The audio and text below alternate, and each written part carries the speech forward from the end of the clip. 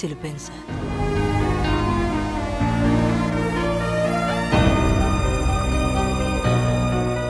మళ్ళీ కలవలేదు కదా, తర్వాత ఏమైందయ్యా? చెప్పాను కదా sir, inspired by true characters అని. సినిమా కథ అయితే మీరు చెప్పినట్టే జరుగుండేది, కానీ ఇది నిజంగా జరిగింది కదా.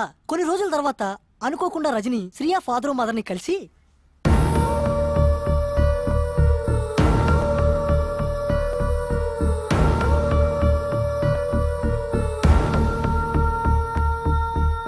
వీళ్ళ ప్రేమ విషయం తెలిసిన ఆ పేరెంట్స్ ఏమీ తెలియనట్టు శ్రేయాకి పెళ్లి సంబంధాలు చూడడం మొదలు పెట్టారు.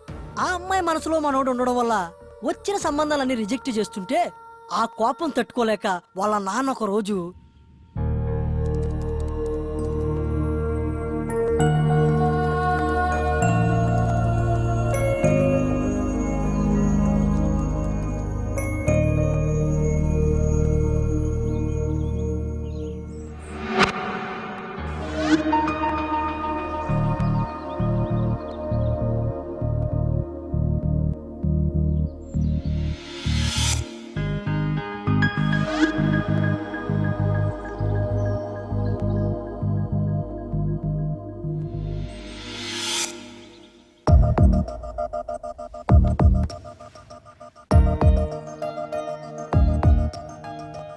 ఏదో ఏదో ఒక తీయని ఆశ నీలో నాలో మొదలాయను తెలుసా.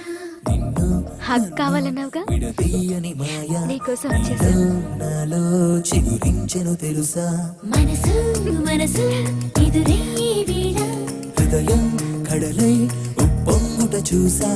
ఆ కలతకి మరుమాటి ప్రేమి బహుశా. ఏదో ఏదో ఒక తీయని అంత హ్యాపీసా?